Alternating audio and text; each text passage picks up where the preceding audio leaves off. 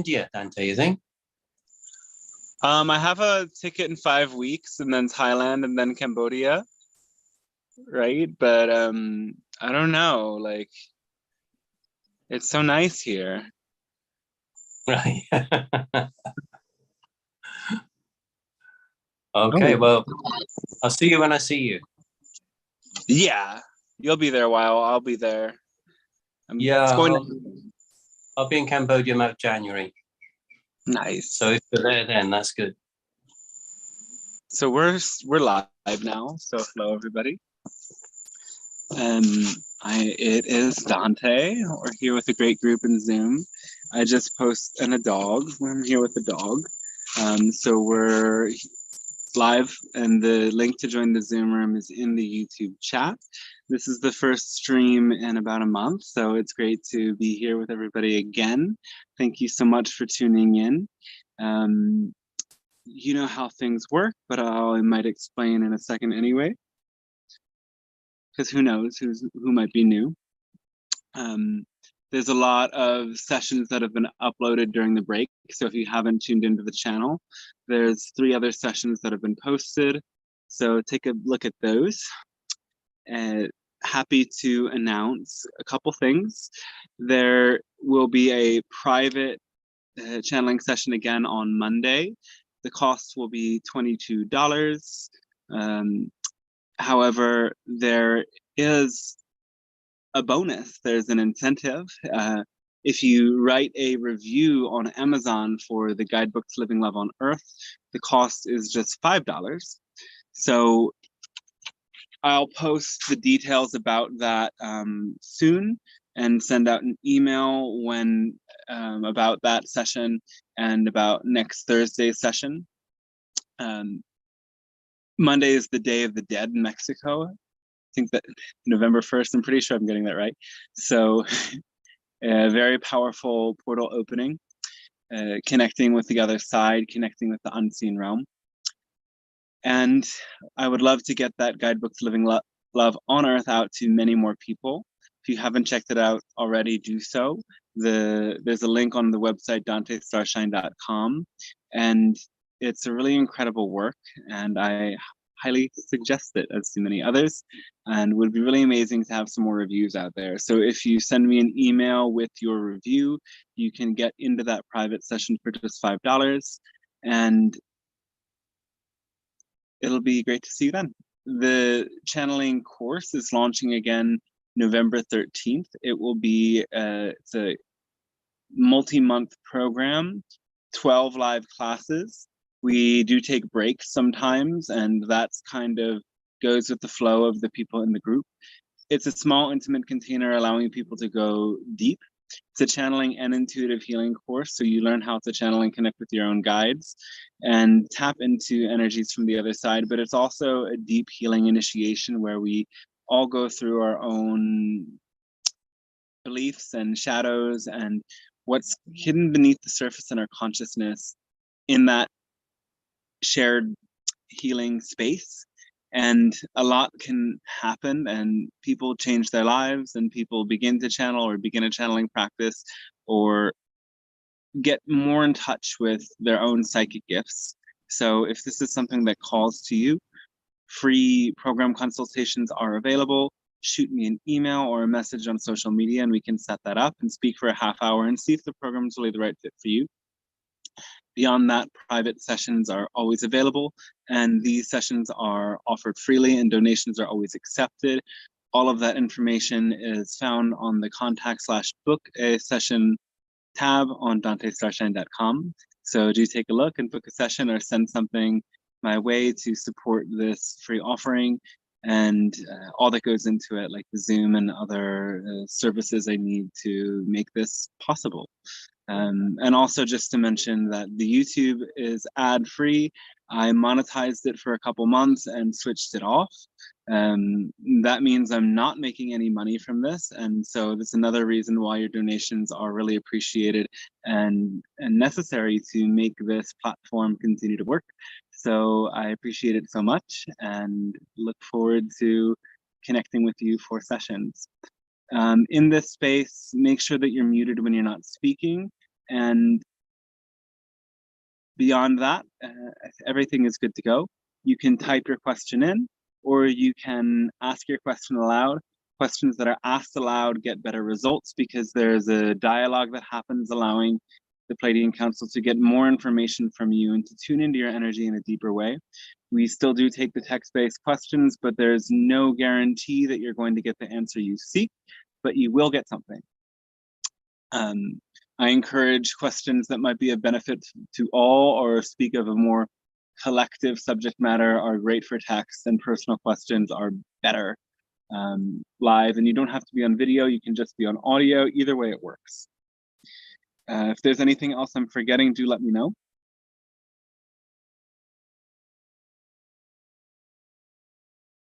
I think we're good to go. Just a heads up that I am in a communal space, so there could be a chance at some point that I have to move. It seems really dead tonight, so I don't think it's going to happen. So I apologize in advance for any potential interruptions.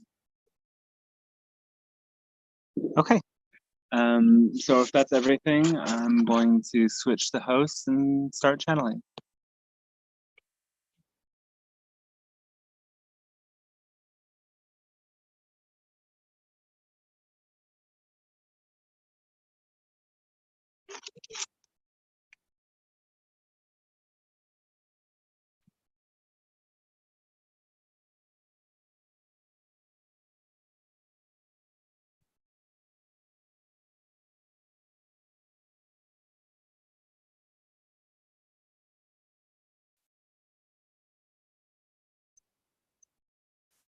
Hello, and we say good day to you at this moment of your time.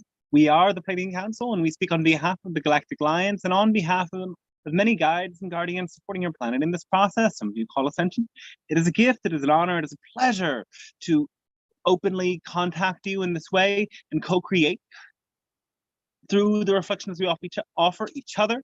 We both get to expand and dive into a deeper connection with Source, and for this we are truly thankful and grateful. So we extend that to you, and now open this session with a continued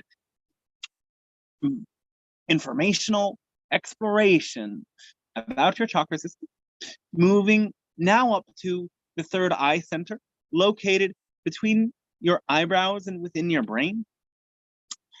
This is the first center that goes beyond what you consider the 5 elements of physical reality and into that from which all manifests, that is light. The third eye chakra is connected with the element of light. You might associate it with an indigo color, a violet color. And this light also manifests the quality of all of the colors. And here's some overlap between this third eye and the crown chakra that both connect with that full spectrum of the rainbow. This third eye center is connected with a pineal gland located in the center of your brain.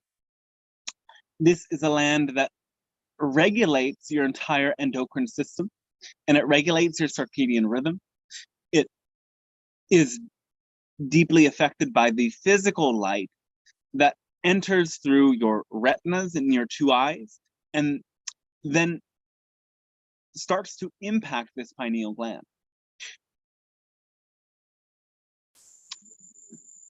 Your third eye, or your pineal gland rather, has cones much like your eyes do.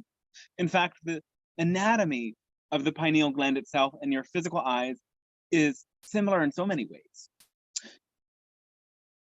As the light moves into the pineal gland, it wakes you up, it creates alertness, and as you enter into darkness, the pineal gland starts to produce melatonin, which is necessary for your sleep, necessary for your dreaming, and melatonin then is the base of so many of the other phenomena that take place in your brain, including the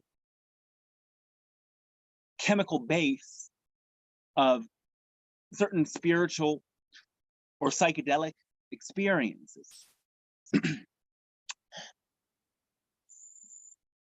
The pineal gland is also connected with the brain itself, the eyes, and many other functions.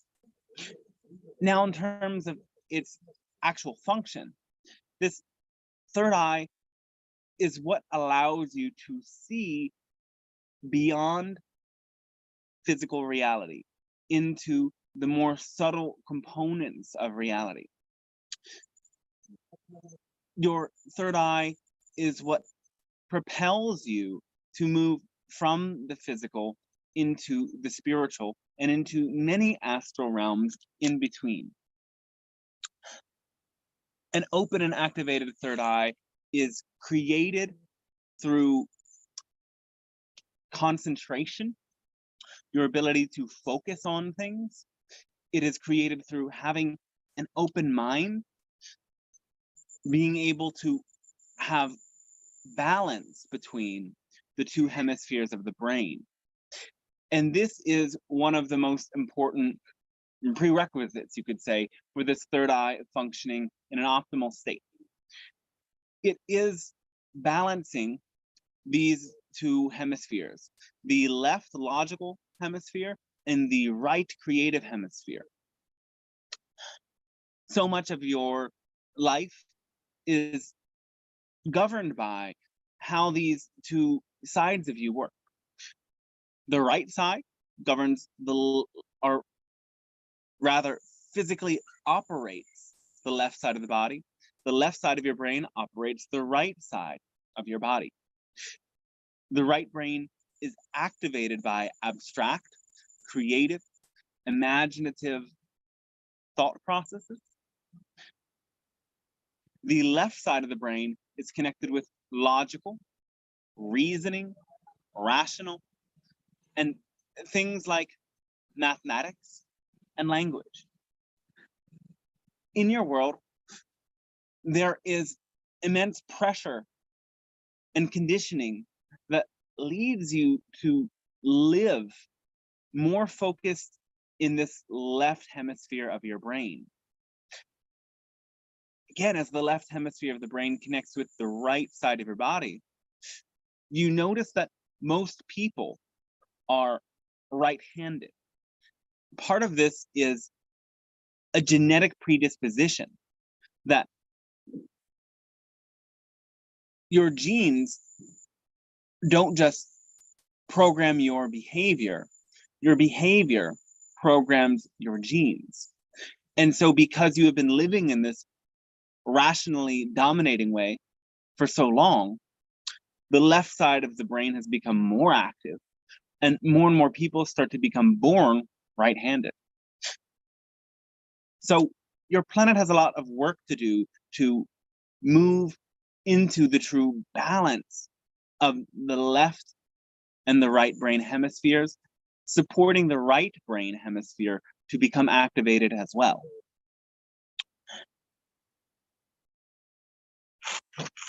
The right side of the brain, the left side of the body. Yes, this left side is where the physical heart is located. And so by activating your creative and imaginative abilities, the heart also comes to life. And by learning to live from the heart, the power of that right brain gets activated. When you bring these hemispheres of the brain into balance, the third eye does naturally open. The most important practice to have an open third eye is none other than meditation. It can be any type of meditation that you prefer, though the basis of meditation is concentration.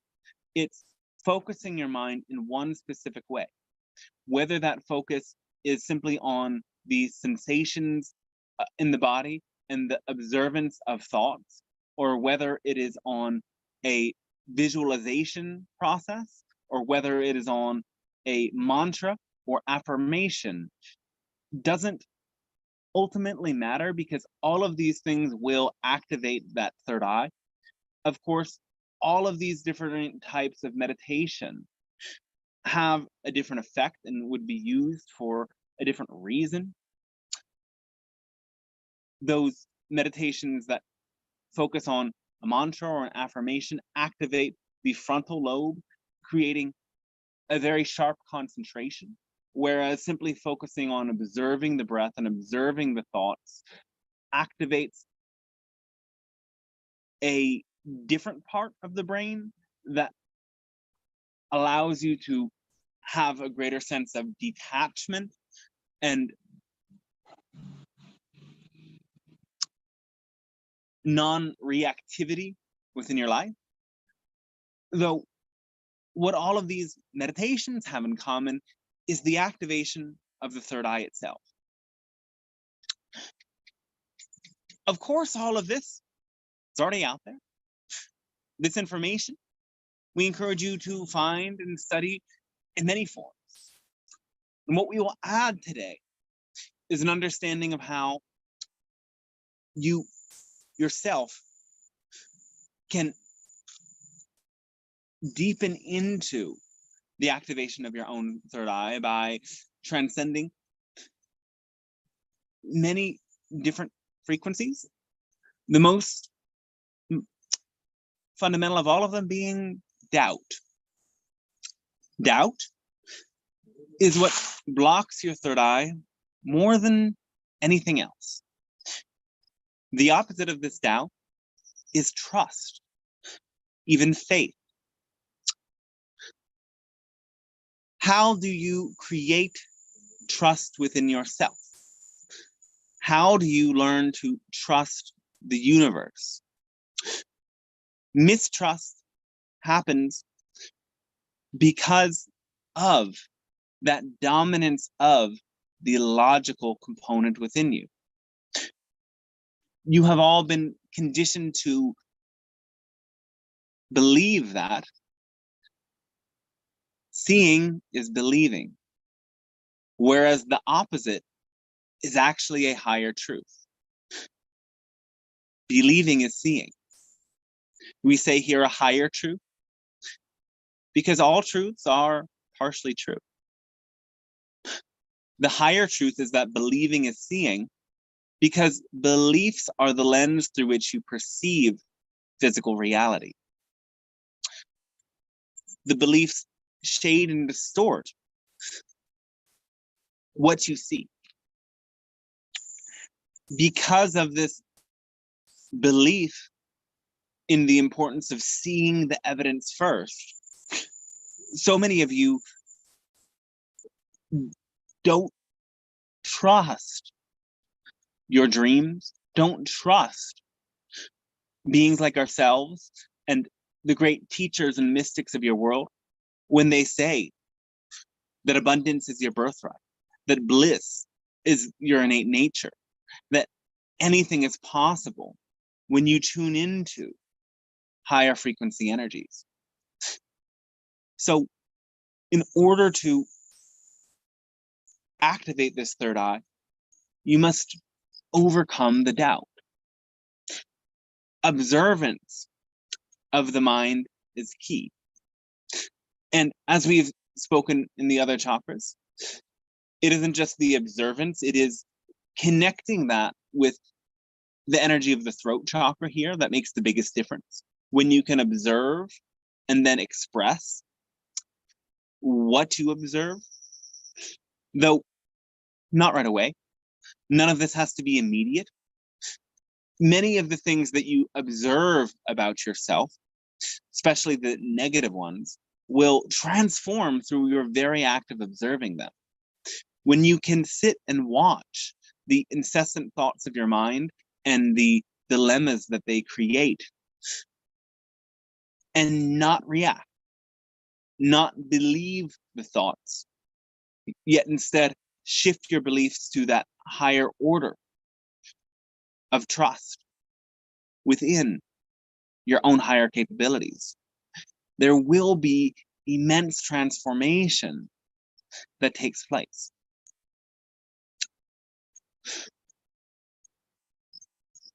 So in order to deepen in this activation, we would encourage all of you to get in touch with those deep soul longings in your heart. Imagine if anything were possible, what would you create? And usually as you observe these imaginations, the doubts immediately follow. Write down all of your doubts and get comfortable with them. Recognize they are not true. Write the opposite of your doubt. If your doubt says it is not possible, write down it is possible, and write down many reasons why. Get actively in that process of shifting your perception by shifting your attitudes and beliefs. This will create an immense influx of energy that supports you in opening this third eye center.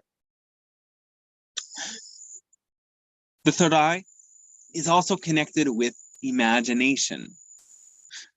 So another important activity is to actively engage in visualization practices. Recognize that before you do anything, you visualize doing it. So start to visualize your preferred future outcomes on a daily basis. Visualize and feel what it's like to be in the places and in the positions and in the companies that lift and elevate your heart more than anything else. Get deeply in touch with your imagination and recognize that your imagination isn't just for this physical reality, but your imagination connects you with higher realities. So by visualizing connections with other realms, such as the realms that we inhabit, such as the realms of the nature spirits, deva and fairies of your earth, such as the realms of the gods and goddesses of your mythologies, and such as the realms even like the imaginary friends of children. Allow yourself to delve into these realities and understand that these forces exist both beyond you and within you. And the interactions that take place on these planes are very real and can create a tangible transformation within you. Your third eye is what allows you to go to those places and planes and establish that contact. Trust in the validity of those interactions and let that energy work within you so that you can make even greater changes.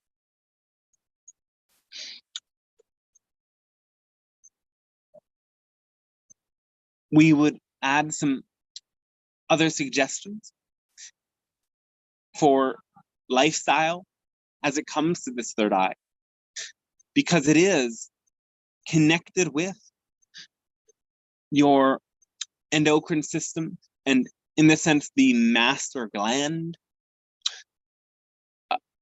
called the pineal. You need to take command over your life in order for this third eye center to really activate. The word in Sanskrit language for the third eye is ajna. It means both to perceive and to command.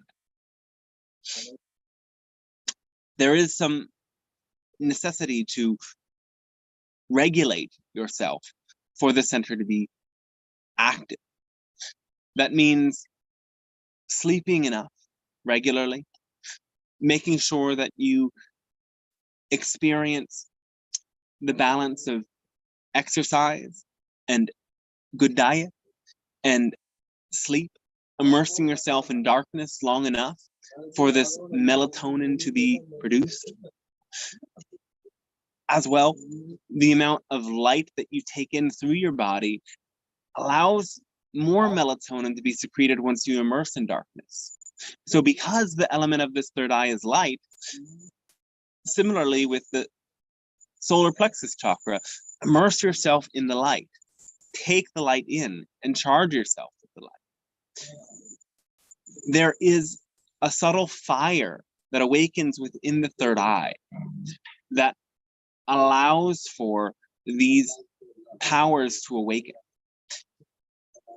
Adding to that capability of visualizing and concentrating, whenever you are doing something intentional, sacred, in which you are directing energy in some way to enact a change within yourself or to create a deeper connection with astral and spiritual realms, visualize a fire in the center of your third eye, charging with energy, connected with source itself.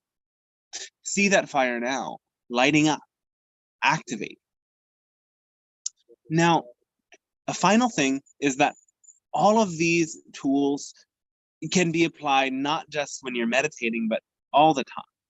And this is what we hope for you to understand through this, is that the time that you spend meditating is time that you spend setting yourself up to remain just as concentrated and focused in the ways that you prefer to be throughout your life.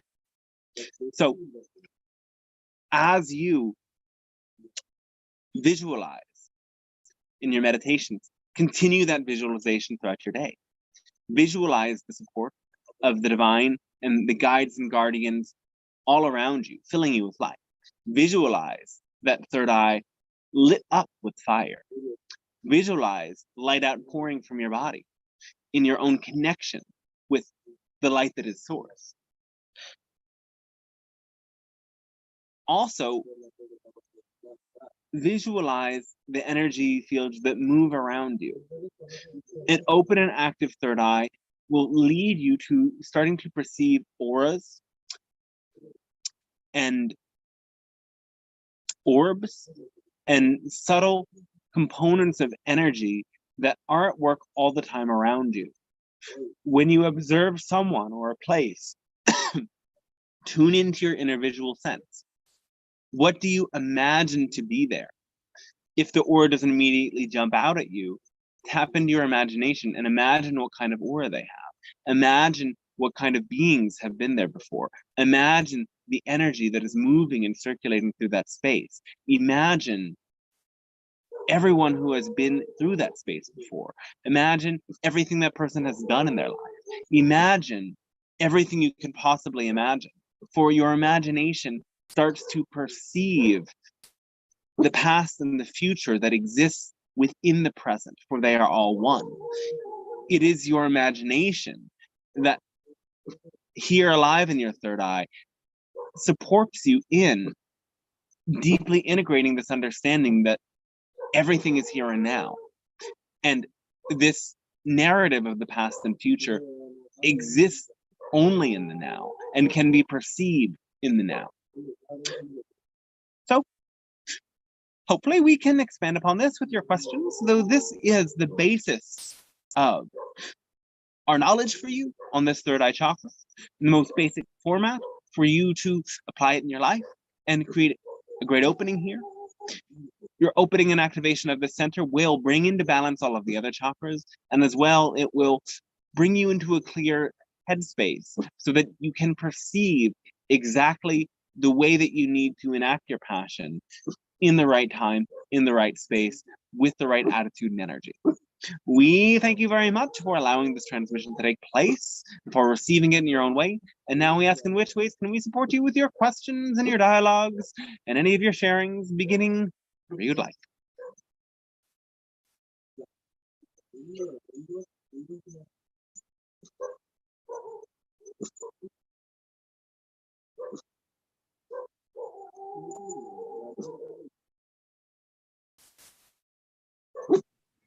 Hi, Pleiadian Council. This is Christine.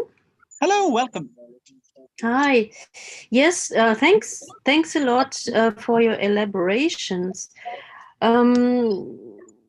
Yeah, I just wanted to say thank you. That was very, very informative, and I could ask lots and lots of questions, but they are not really precise yet. But what came up was when I was still in kindergarten, like let's say 3 to 5 years. I remember that no matter if I had my eyes opened or closed, I could see structures, moving structures, morphing structures, and also recognized some of the shapes because they were reoccurring. And Yes. there were also living beings, or let's say they were living beings. For example, there was kind of a choir that consisted only of heads, I think male heads, and I saw them in the distance and they were vibrating, and also the sound they were making was vibrating. Oh, it was a little bit scary. And I had these visions no matter if I had my eyes opened or closed. Do you want to say something on this? When did it stop? When did it stop? Did you ask when it stopped? Yes. I think it really stopped in my teenage years, and actually still very rarely I still have these images. But the frequent appearance of this was in my childhood. Yes. Were you perhaps too afraid of it to allow it to continue? Maybe, yes, maybe. Yeah. Well, you were seeing guides, and you were also seeing light beings around you. The way that they sung and created these energy forms of voice is a sort of expression of how these beings are constantly sending messages and outpouring light to you. You were in touch with these higher aspects of reality, and actually this intuitive gift to connect beyond the realm still exists within you. So by dislodging the fear and dislodging the doubt, if you would like it to be your experience, you could get back in touch with that highly attuned level of perception. So you say they were guides, the choir guys? Yes. Because I remember one other element. Their heads were shaped like church windows. That's why I always called them church window choir guys. Yes. Well, this was a way that your own understanding at the time shaped how these beings were perceived. Your psychic senses adapt to your beliefs and your understanding. And so you can see that many different cultures around the world perceive spirit guides and angels in different ways according to their own understanding of reality. And because the church was the closest thing that you had at the time to understand the concepts of divinity, that became the filter through which you experienced these beings. All right. I have to tell you that you are not anymore very well understandable, and I also noticed the same phenomenon last time we were talking. Then the quality of the transmission was worse. Anyway, I will play it back and try to. Audio is not working well. My audio is also not working well. You're saying that you cannot hear us, or that you cannot understand? Here, the audio is not working well. Yeah, and last time it was also.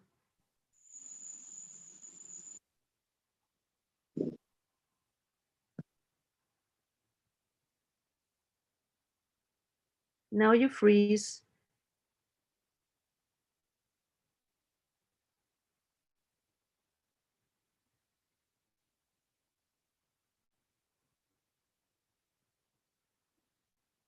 I'm neither hearing nor seeing. Yes, now I see again. All right.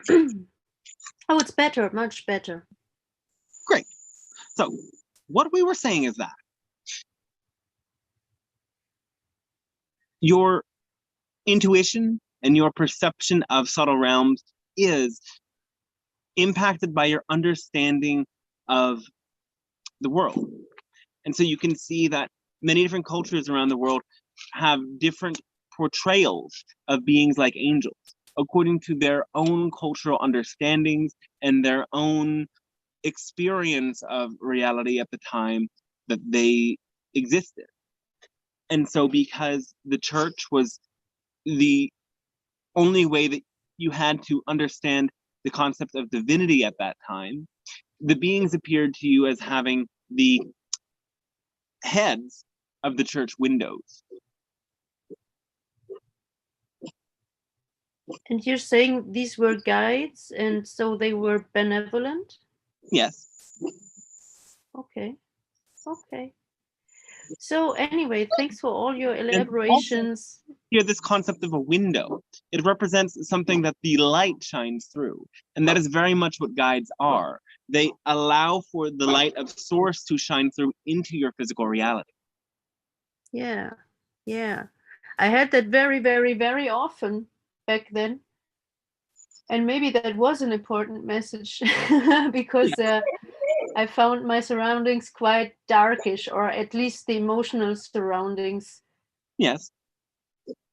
And oftentimes, Anyway, that your guides will show up in those moments that feel the most dark to remind you that the light exists always.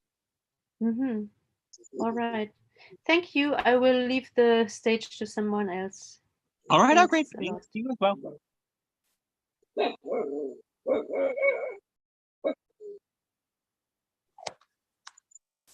Hello, Pleiadian Council. Welcome. Yes, yes.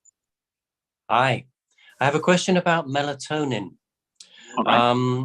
You've mentioned melatonin. 5 milligram melatonin tablets safe for jet lag or for other use, or should we avoid these tablets? You can use them. Don't take them every day, because when you take something that your body produces on its own accord, too often your body will stop producing it because of the external source.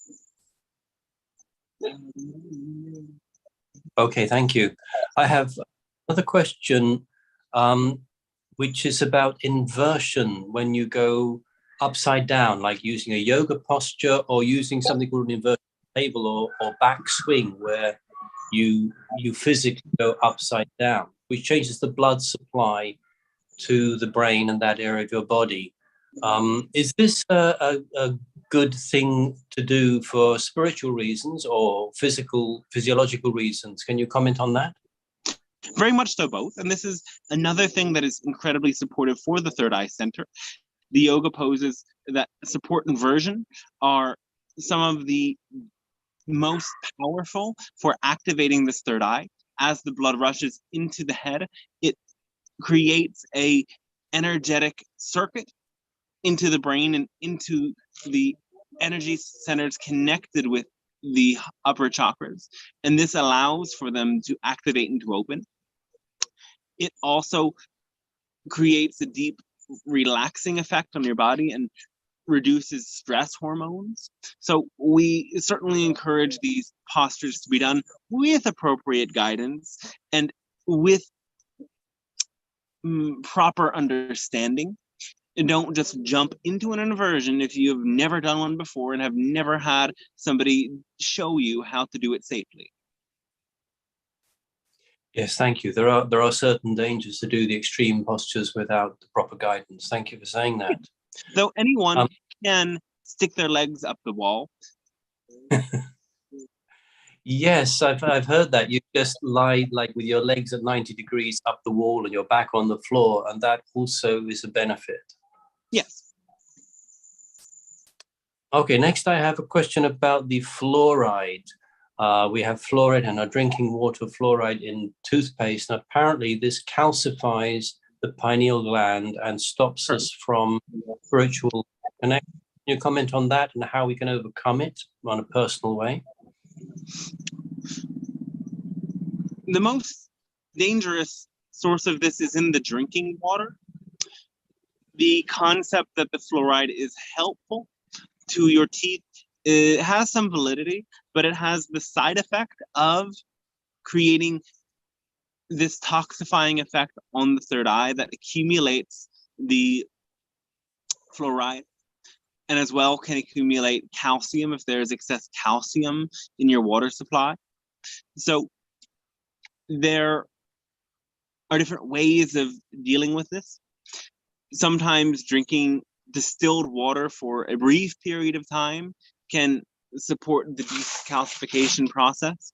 Certain foods and supplements like spirulina, wheatgrass, kelp, and things of this nature support the decalcification of the pineal gland. Also, apple cider vinegar, for example, cilantro, for example, chlorella, for example. There are many others, so do look deeper into this. The fluoride in your toothpaste is, yes, having some effect, but it is negligible compared to the fluoride that is within some sources of tap water. So simply get a water filter, buy spring water, buy a water distiller. The commonly available filters such as Brita do not filter out the fluoride and are merely ways to create better tasting water. So this we would not suggest.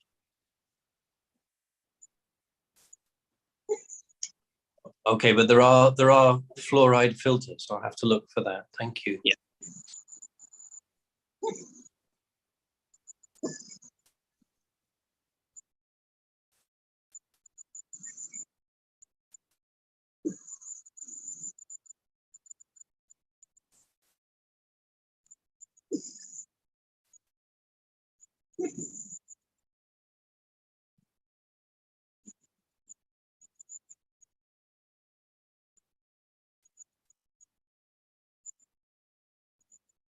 Anybody else have something they would like to share?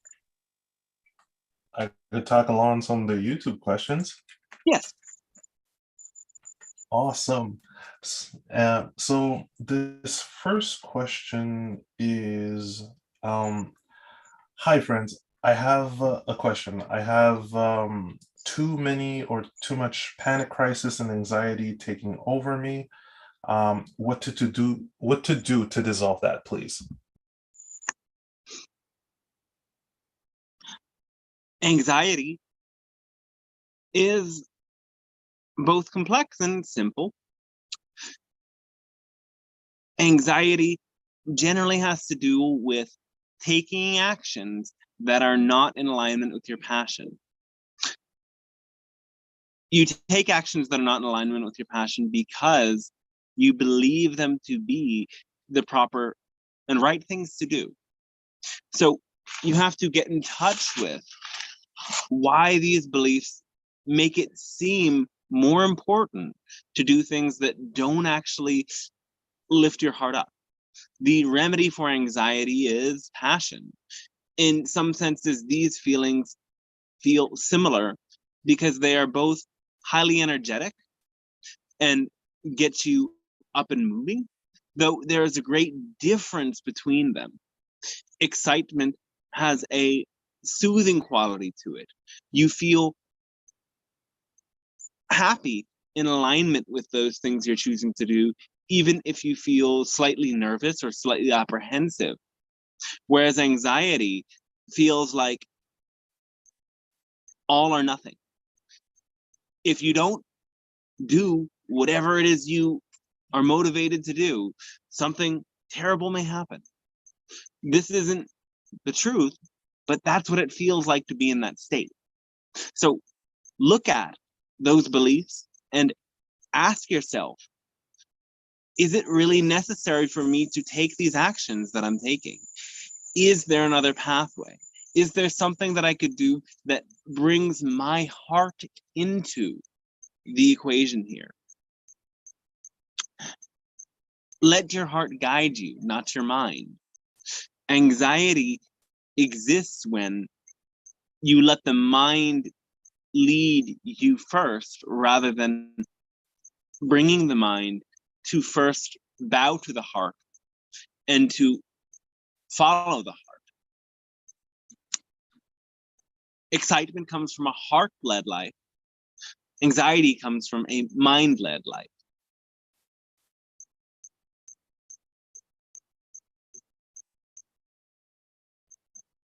Now, we'll add to this that anxiety can come from trauma. The reason you believe certain things are more important than your passion can come from trauma. Trauma can also result in beliefs that cause you to distrust your heart and distrust your passion because of something negative that happened when you did, or because of what somebody told you, or how they punished you for acting authentically from your heart. And so an important thing to do to relieve anxiety is also to clear the trauma. You do this by processing what has happened to you through sharing about it with supportive listening ears, and allowing yourself to gradually reframe and understand the experiences that you had so that they become integrated and they no longer carry an emotional charge within you. You ought to be able to tell a stranger every single thing that ever happened in your life with an attitude of relative equanimity and indifference to the negativity that you experience. Someone who has no more trauma can easily do that. If there is an experience that you would feel uncomfortable to share, you have some degree of trauma. So allow yourself to get in touch with these resistant feelings within yourself and ask yourself, where do these beliefs come from? Is there something that happened to me that I have to integrate and come to terms with so that I can face these situations in clearer, more well-adapted ways?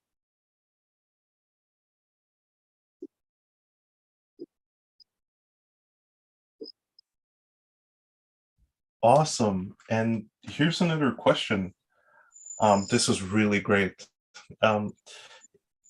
I have, ever since March, I have developed hemorrhoids. Is there a reason why this is happening to me?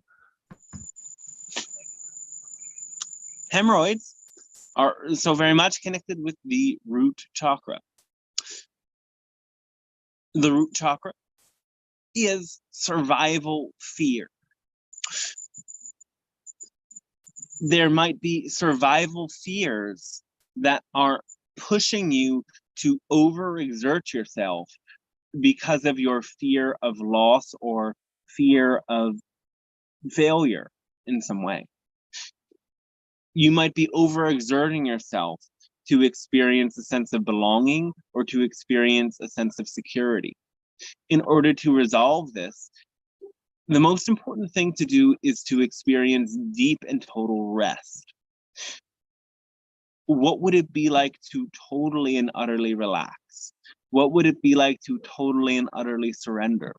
What would it be like to unwind so completely and say, with a smile on your face, I trust that the earth has got me, and I trust that my people have got me. All of you on your planet ought to be able to say this and feel this. With an imbalanced root chakra, you can do that. So hemorrhoids then come from this strenuous physical activity matched with that underlying stress of a deep sense of insecurity, instability, and lack of belonging. If you can resolve those things, usually this issue will go. Hemorrhoids can often also be connected with excessive consumption of spicy foods. This may or may not be the case here, though sometimes you use this spice to cover up feeling. The spice creates a rush of endorphins that is very addictive. So be aware that this can also create these issues, as well as simply an unhealthy diet and using food to cover up emotion also adds to this issue of hemorrhoids.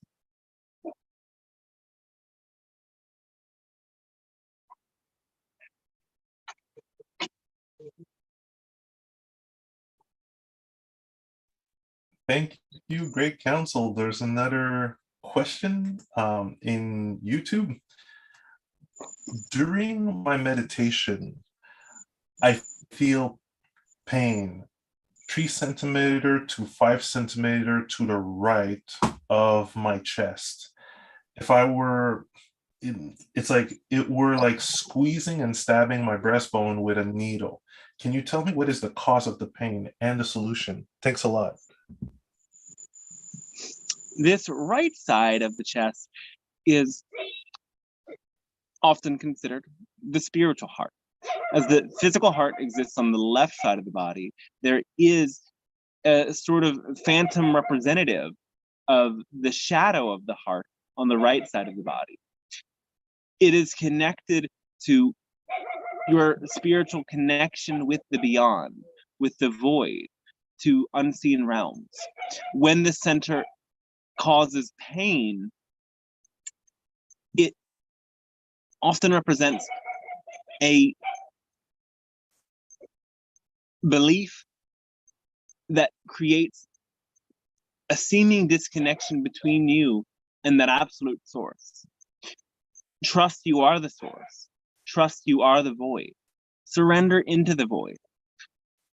Recognize the deep impermanence of all things and the impermanence of many of the things that trouble you. There can also be physical parallels to this spiritual imbalance. So for that, we would encourage you to work with the muscles of the arms and the shoulders.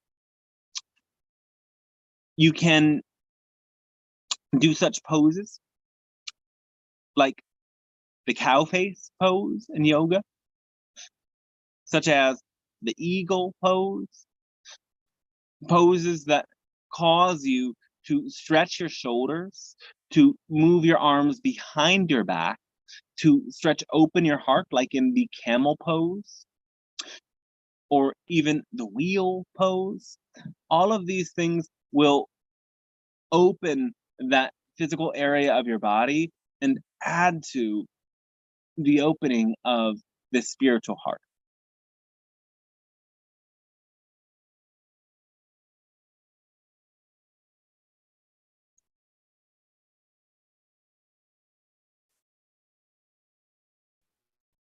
Great, thanks. Here's a couple of questions on Zoom. This is from Jeff. In my dream, I was taking a class of in a certain classroom. The teacher wasn't very good. Suddenly, countless palm-sized transparent crystal balls popped out of all over my body, covering the entire floor. I tried to put some of them in my backpack, but there were tons of them on the floor. I noticed a woman watching me, and she told me that she had already given me the golden key. Can you explain the crystal balls, the golden key, and this dream?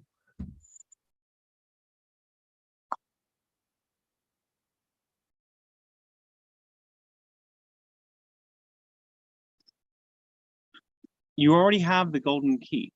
This is the most important part.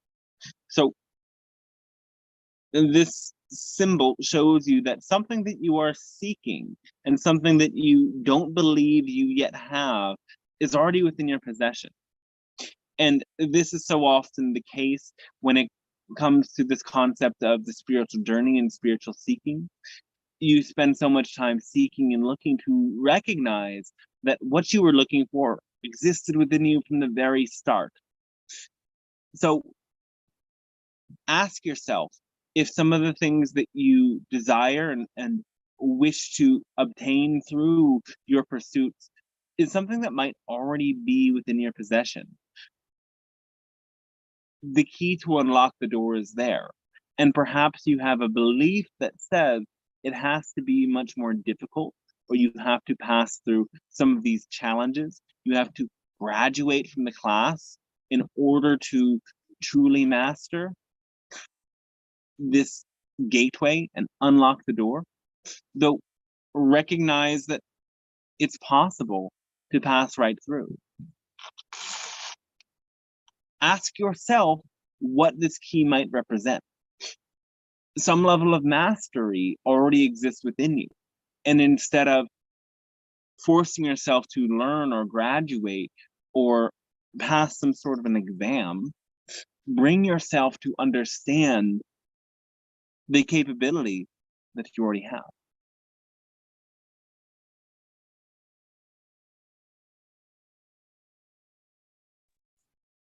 Thank you. Another question is, can we use doubt as a way to discover deeper truths or hints to our potential somehow? And if so, how?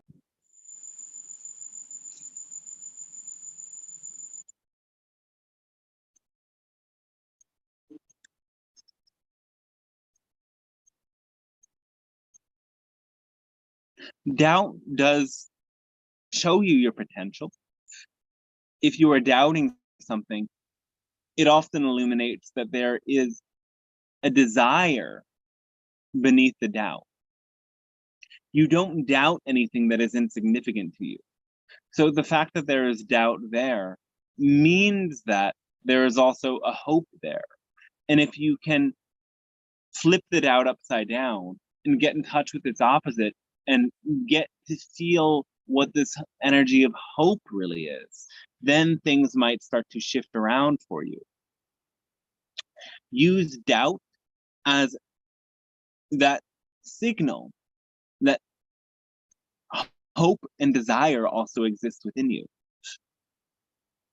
We would never encourage you to dwell in doubt, but instead to look toward its opposite and cultivate that energy of trust and of faith.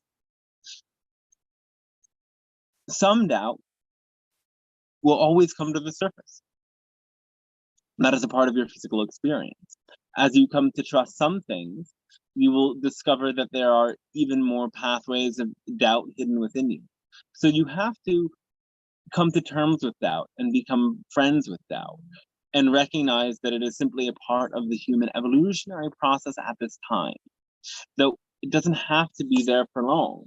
And the quicker you adapt to this process of looking at the doubt and recognizing that because there's doubt, there's also hope, and asking yourself what would be the opposite of this doubt? What would be the belief and the attitude that is oppositional to this doubt, inspiring trust?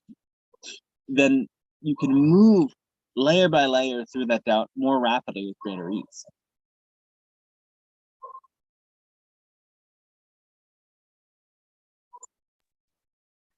Awesome. And one of our final questions from the chat, can you, or sorry, very grateful for the transmission. Can you please expand on good diet for the third eye? Thank you. That means something different for everybody. There is not one universal diet. Everybody has a different constitution, and everyone has a different place in the world that they inhabit, and everyone has a different culture and a different beliefs about food. So you have to take all of those things into account. That said, organic food that is free from pesticides, waste, and chemical additives is very important. The closer your food is to nature and the closer the food is grown to your home means the better quality of energy in the food. Whole, fresh foods are much better. Vegetables and fruits are the healthiest of the food. You can then add bits of grains, bits of seeds, bits of nuts, animal products, if that is your preference and fits in your beliefs. Well, yes, acknowledging that whole fresh fruits and vegetables have the highest degree of life force energy within them, and will fill you up with more prana or more energy then. Specifically for the third eye, certain foods that activate it most would be, one moment.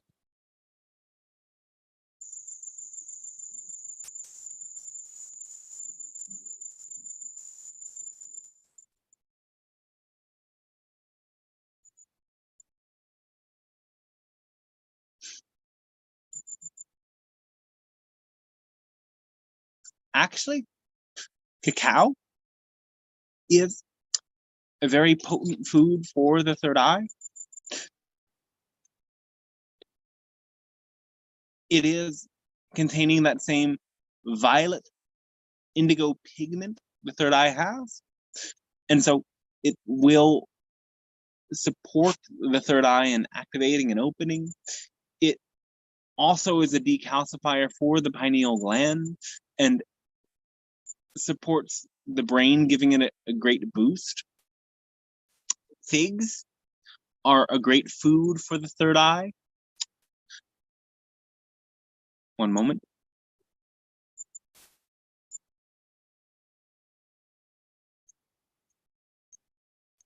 Yes, even dates are quite good for the third eye. Spirulina and chlorella are very supportive for the third eye. If you consider plant medicines of a more psychedelic nature food, then they would be quite good for the third eye as well. Of course, used responsibly in safe and secure settings, and not by those with underlying mental issues such as schizophrenia.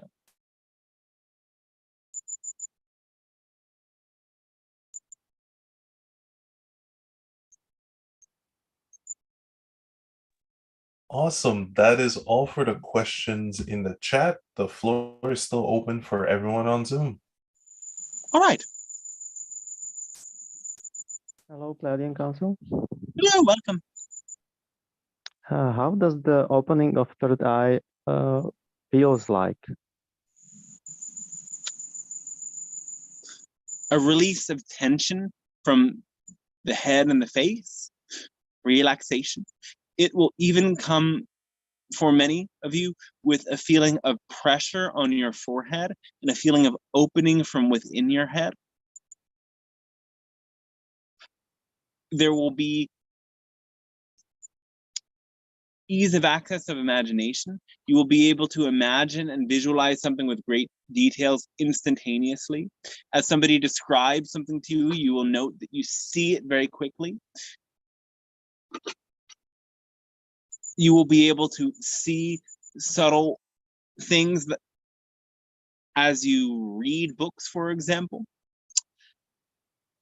You will also sometimes occasionally see a strobing sort of light in your head when the third eye is very open. There can be this experience of the secretion of certain hormones and subtle components within your brain that creates a strobe effect within your brain. And this is also a great sign that the third eye is active and open.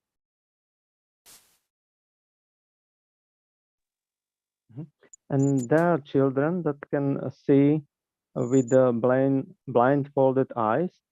How does this work? The physical eyes are very much connected with the third eye. So they are relying on this sense to perceive the world around them.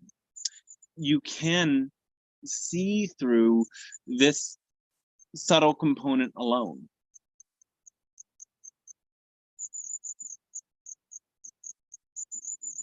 And can such a ability develop also adult? It's possible. And does it also require open third eye? Or? Yes. The channel often walks in the dark without a flashlight. Why? It's a sort of training.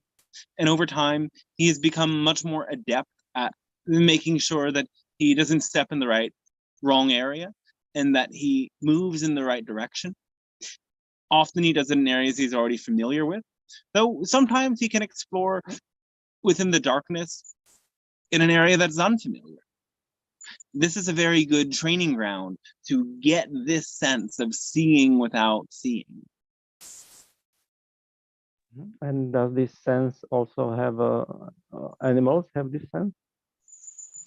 It's a bit different for them because they have reflective eyes that support them in actually seeing in the darkness. And we're talking about now seeing without using the physical eyes at all.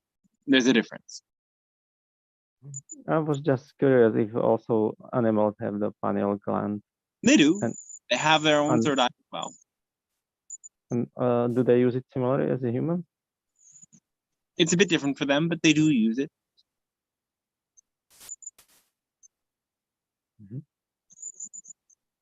Okay, thank you for now. All right, no, thanks. You as well. Hey, Pleiadian Council, it's Christine Hello. again. Yes, welcome back. Hi. I'm very curious about the dog that has taken place next to Dante and is lying on the floor now currently, I think, but always really touching Dante and hasn't gone from his side since at least 10 minutes, maybe 15, I don't know, 10 minutes. Can you say something about this dog? Oh, the dog simply loves human company. It loves to be close to another person. That is a natural part of the way the dogs work. Okay. I had another question, but I cannot really remember it, so I will give the mic to somebody else. All right. Bye-bye. Goodbye for now. Does someone wants to go?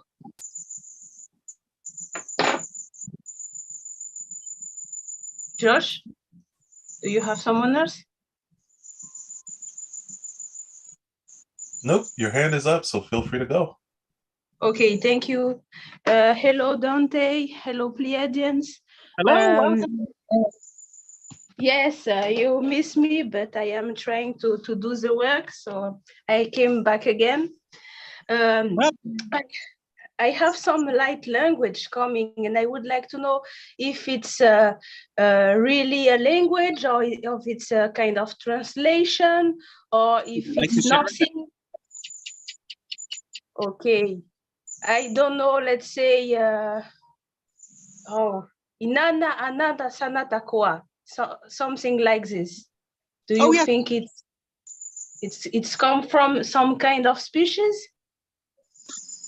It comes from your own higher self. It is a means of transmitting higher frequency energies. You can use this to enter into a sort of trance and to manifest intentions and to bring yourself into an aligned frequency.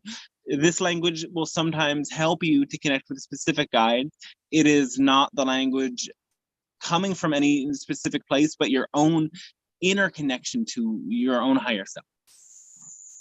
Okay, so because there is many humans having different kind of light language, so that means it's not really a specific language from some species. It's like a translation of energy from some guides. Both can be true. Some individuals will have a very specific language that they use to connect with certain guides. This develops over time. The most important first step is to simply connect with the language itself and use it in order to connect with your higher self in that way.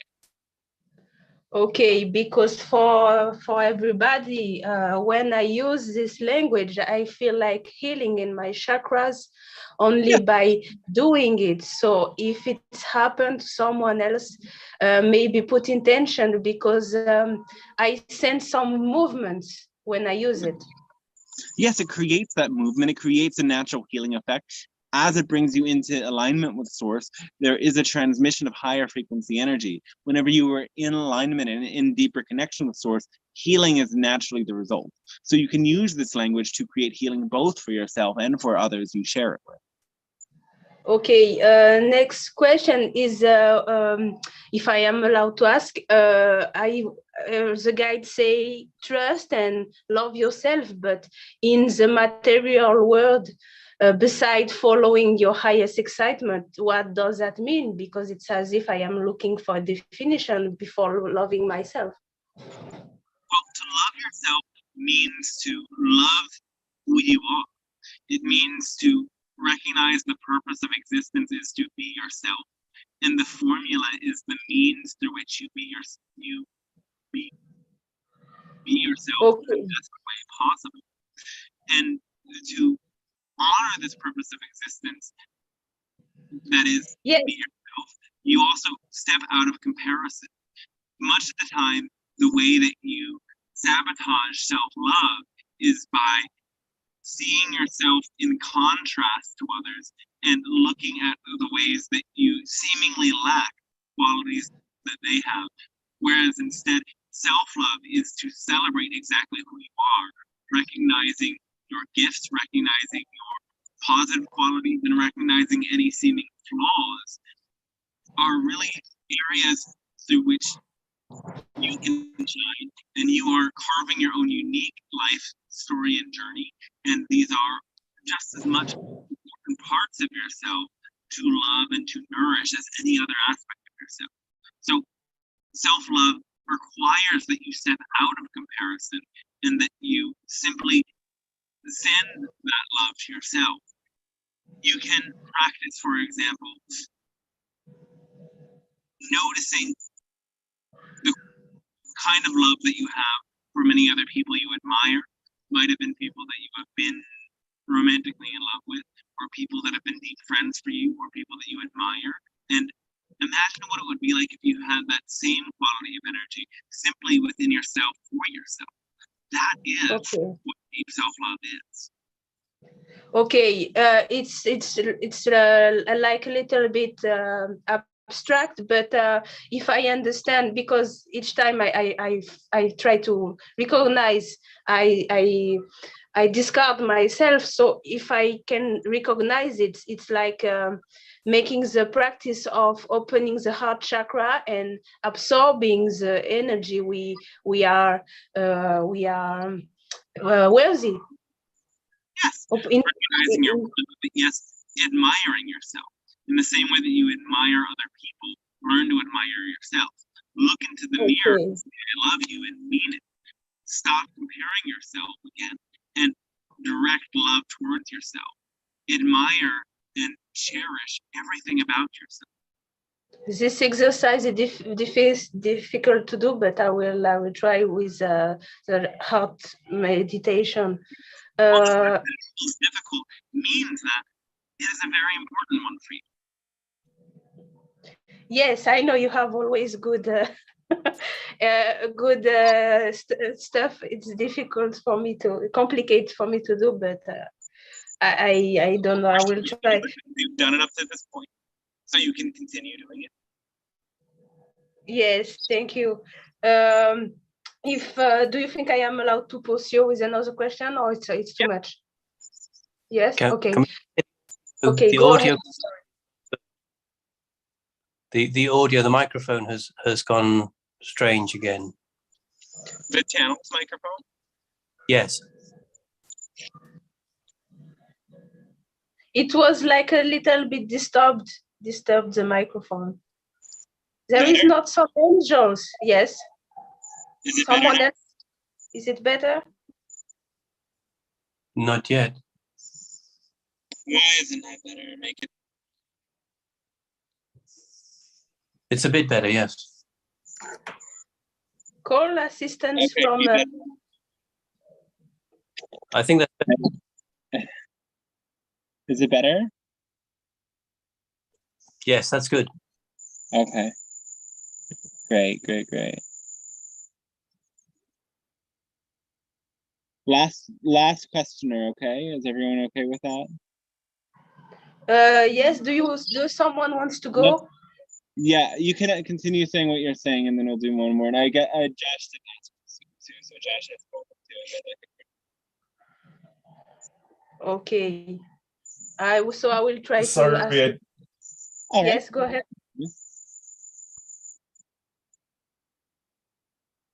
Let us continue then. Okay, I will try to ask a question benefiting for everybody. So I have heard for November and December in the world, it will be complicated, but for light worker and for people maintaining high vibration, they will pass this time very easily if they keep the high vibrations. But it's what I have heard, and I would like to know if that is true. And also I have heard January to February, March, it will be less and less complicated for everybody, for the common humans and for the light worker too. So my question is it right? Is it true that in March all will be more easier, more freer? Yes, it is true. More It is true open, that or it will be or what? filled with much challenge for many, especially in Europe. Though it is also a time that those who are focused on the light and holding the light will be given a great challenge, which is an amazing opportunity to see their true indestructible nature, to see that their connection with source cannot be distorted or disrupted unless they choose to allow it to be. So be very mindful of this and recognize that many of you are in areas where there is distress so that you can be that source of the light. And also, it is something that can benefit you. So open yourself to receiving for the energy that you share and the calming presence that you offer, and use this as a vast opportunity to make greater connections, to support others in transforming, to support others in finding solace and comfort, because they will need it. And if you can offer them that sense of deep connection and deep transcendence within the chaos, you will feel a deeper and more complete connection with source yourself as well. Okay, because what I see, it's we have to prepare the next phase of the future kind of work and services, and people adaptation and enterprise adaptation, and all will be do with light. So I think it's we will be the one bringing the new way of thinking and the new way of working and of modifying the corporations, enterprise with services. Do you understand? Is that right? Yes, that is exactly correct. Okay. Thank you so much. Thank you much love. Oh, thanks to you as well.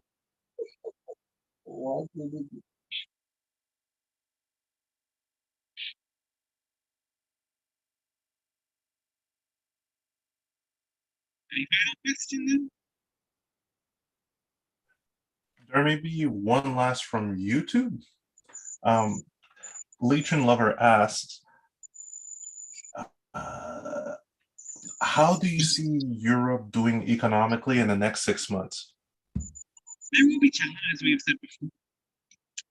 There will be a great challenge due to this crisis of the war in Russia and Ukraine.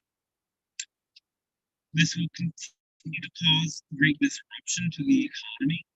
So But the microphone's gone again. It's hard to hear.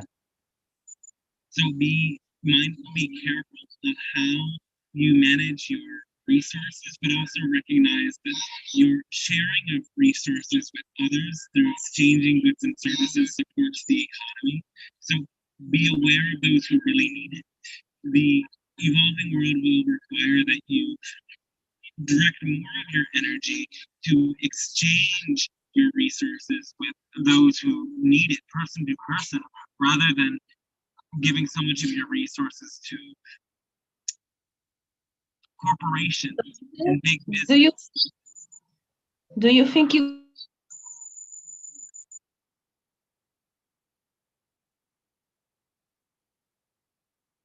Is there still a disruption? Distorted, very distorted, hard to hear. All right. Well, we also suppose this is a wonderful sign, a wonderful time for us to end the transmission here. So we thank all of you for being present, and we wish you a fabulous rest of your day.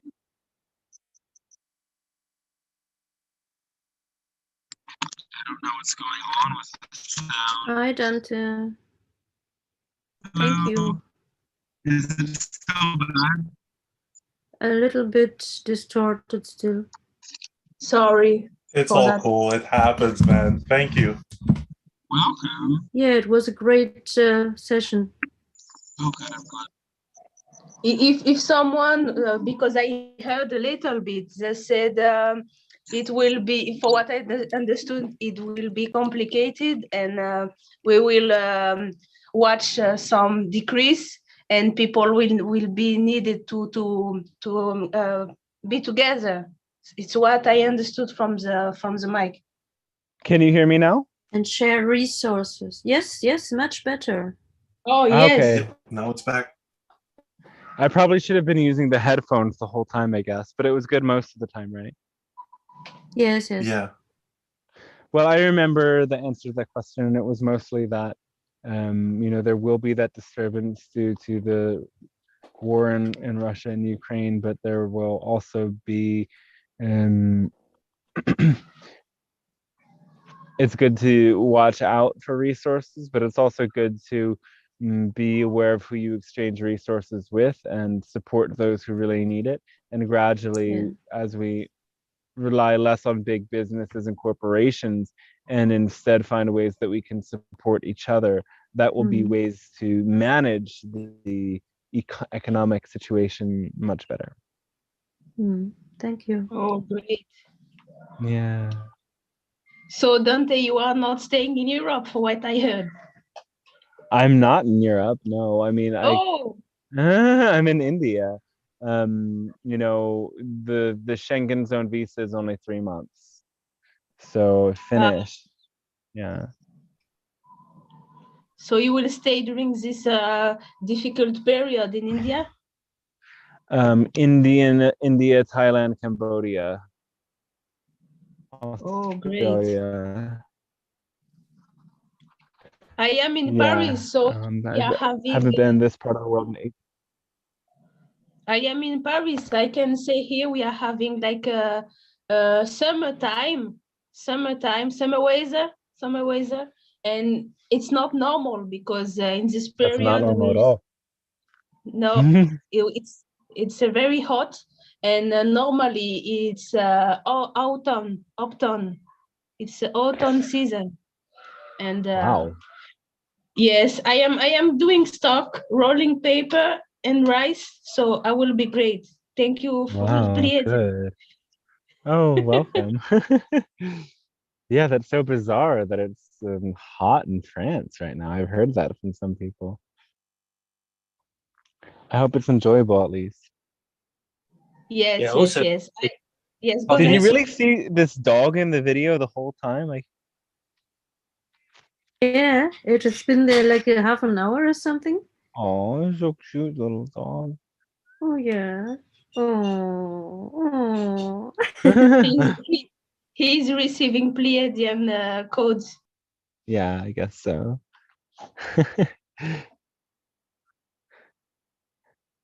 Cool.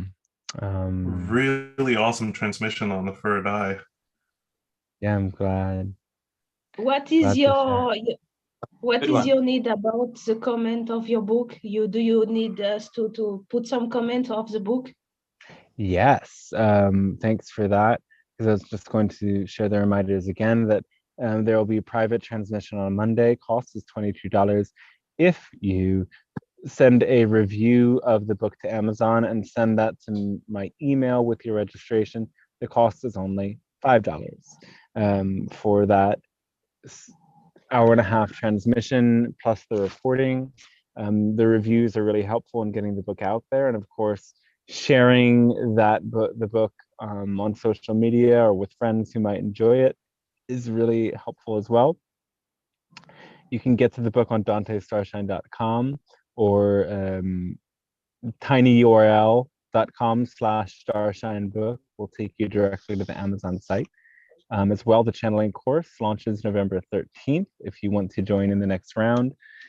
All the information is on the website. Pre-program consultations are available and private sessions are available, and donations for these free sessions and adless content on YouTube are greatly appreciated and accepted. So thank you for sharing that.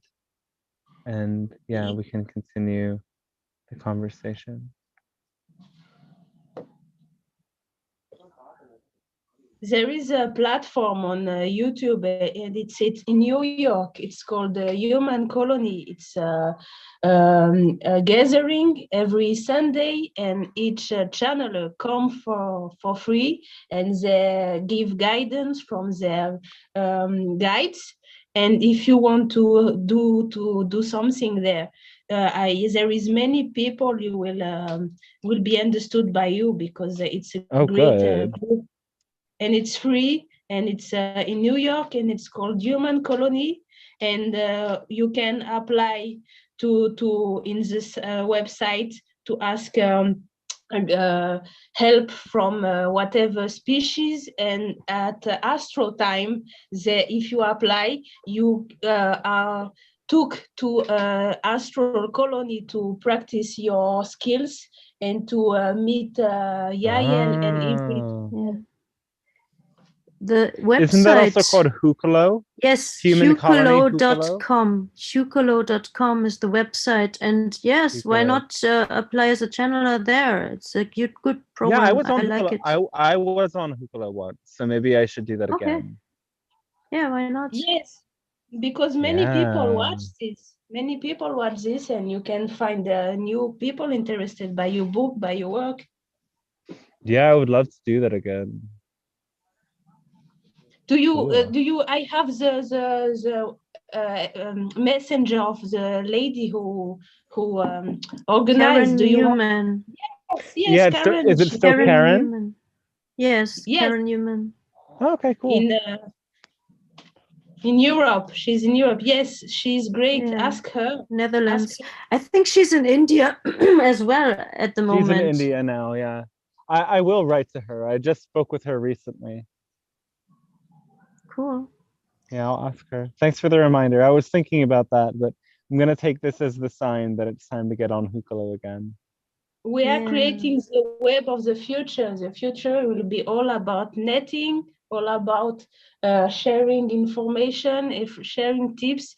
And I would like to say for everybody, if you want to think about your future work, you can put spirituality in consultancy for cooperation, for enterprise, because they will need guidance for managing the work. Let's say 4 days work per week, work at home, and they will have to adapt because the market will change, and they will need some advices. So new kind of work, new kind of services will rise, and everybody here can be one of these career or working in that field if you are interested. Totally. Yeah, we're creating Dante, how are you doing? We're creating a new future. I'm good. I'm really good. India's amazing. It's crazy and amazing. And tell us about Egypt. So I'll say bye for now. Great. Bye. Bye, mahalo. Ciao, ciao. Talk soon. Talk soon. Ciao, ciao. Good journey. Bye. Adios. Bye. You were saying, tell us about Egypt. Yes, because you travel so quickly. You were in Turkey, then Egypt, and now India. Mm-hmm. Yeah, I mean, I only went to Egypt because I was planning to come to India, right? And I saw that the ticket to Egypt from Turkey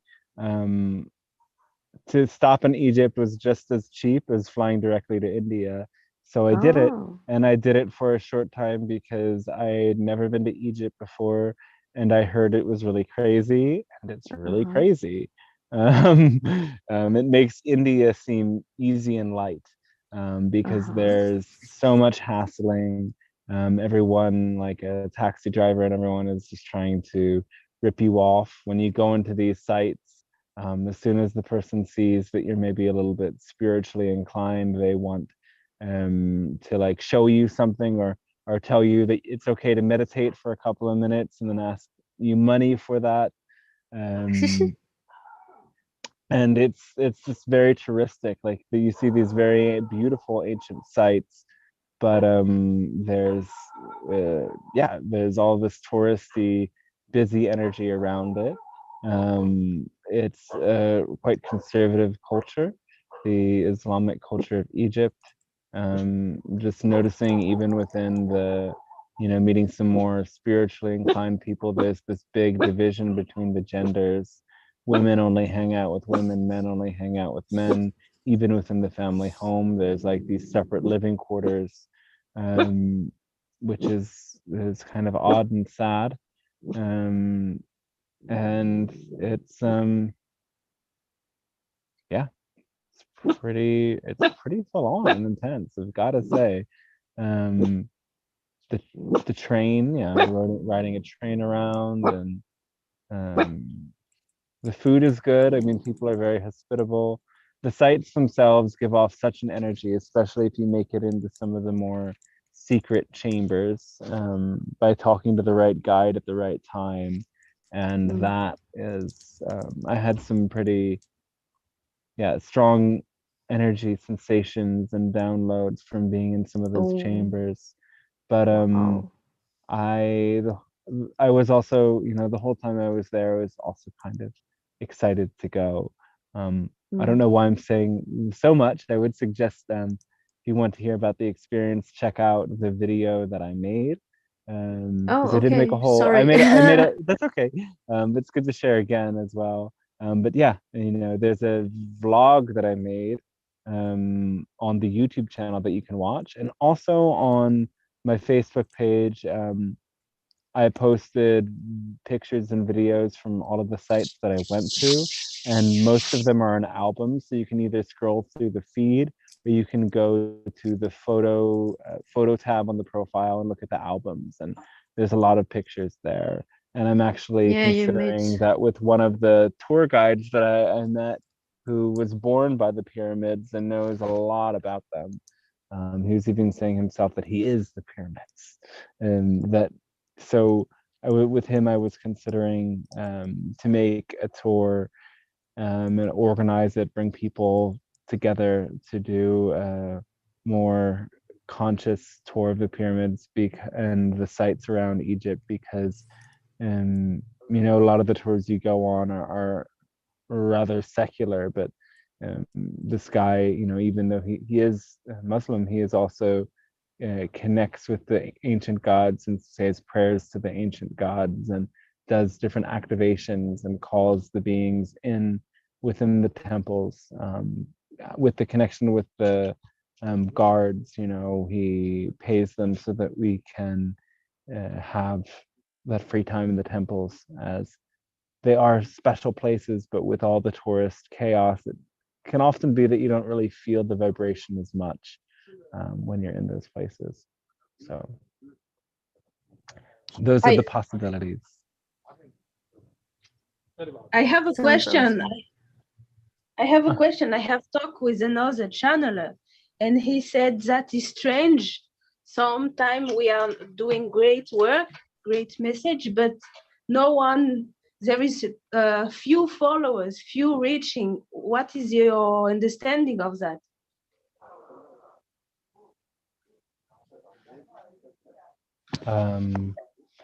Can be the message isn't publicized well. I struggle with getting everything out there, so I would always encourage everybody to share this, and especially one of the coolest things that you could do is share these videos or the posts within Facebook groups. I try to do that several times a week. There's a limit on how often you can do it, and also my memory fails me, but that would be one of the most amazing things. A lot of people, you know, pay for ads, and also a lot of it is image based. Even within the spiritual community, you see a lot of the people are both very pretty, but also present a very conventional image that is more widely accepted. And I don't know, it's like a sex sells kind of a thing where people who fit the mold and are so beautiful will get more engagement. And as well, there's certain blocks and sensors. I think that if you've shared certain things, the algorithms and so on and so forth are not as content with you. So there's a lot at work. Don't you think it's from protection purposes you are not shared too much, or maybe people are not matching your kind of frequency, or some protection for you? I don't think it's protection, but that's a cool way of seeing it. I mean, maybe. Because the other channel I talked to, he's very conservative appearance. It's like very nothing you can, and even from him, he's banned. He thinks like he's banned, or he's not. He has not huge followers because he's doing a lot of work. So it's a question. I put this out there, and maybe we will find a solution for your great work. Well, also, you know, Meta has removed all of the ad terms that used to work really well for people that aren't just channelers, but mediums, psychics, and everything. So we used to be able to put in energy work, metaphysics, channeling, energy healing, and there was like 5 or 6 other terms that I put in some ads before, and I put them in one ad for like $50 or $60, and I got 10 people from the ad for the first channeling course. And then it was less than a year later that they removed almost all of those terms. So there is this certain way that the powers at work out there do not want the alternative, and that's such a silly word in a way, because alternative to what? It's the question that I'm asking. Alternative to insanity, alternative to self-destruction, alternative to medically, Slavery. you know, alternative to what?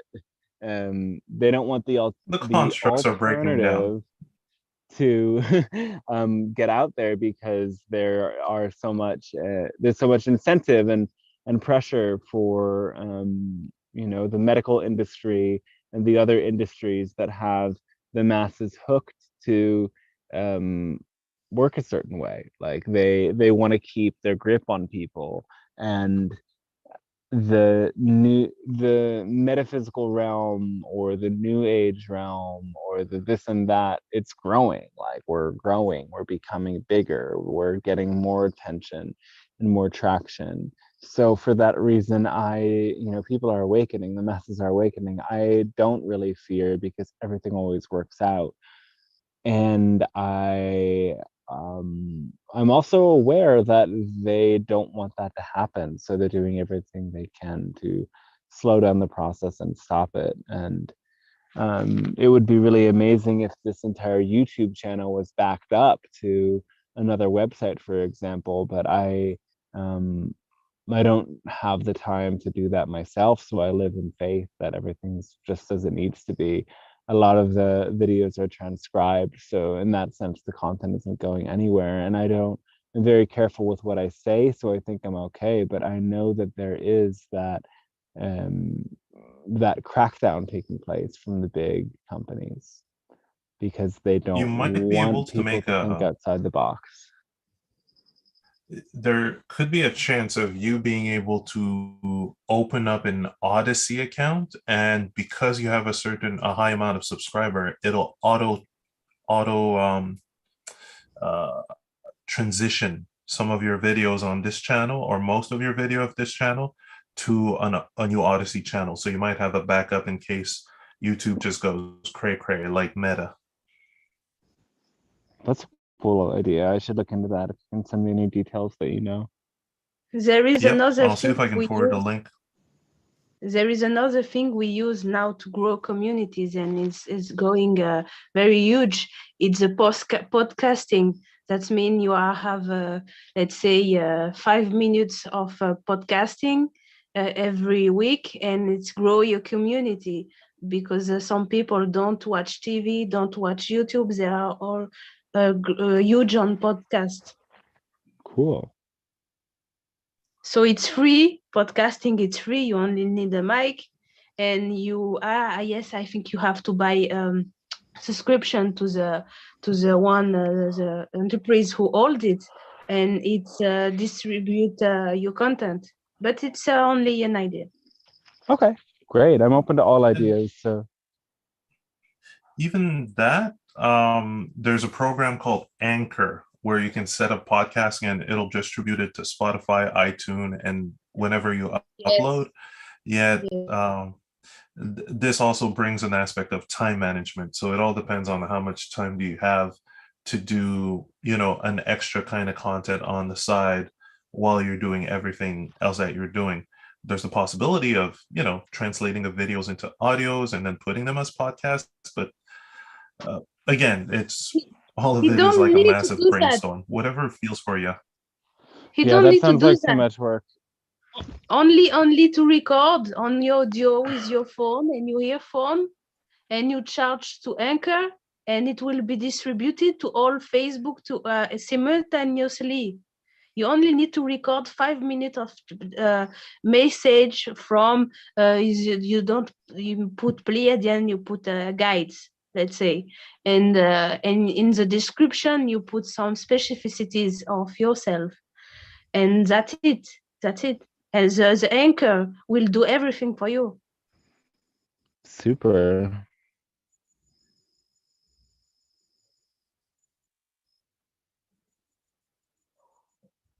All right, everybody. Thanks so much for these ideas, for this input. Thanks for being here. Thanks for watching. Hope to see you next week. And if you're not on the email list, get on the email list on dantestarshine.com because the updates will come there. Stay tuned in whatever way you stay tuned, because I will post about that private transmission on Monday and the one next week. And I'll look forward to seeing you then. So thanks again, and much love, everyone. Yeah, Thank thanks so you. much. Thank you for the transition. Thank you. Welcome. Rest well. Thank Bye-bye. you. Bye.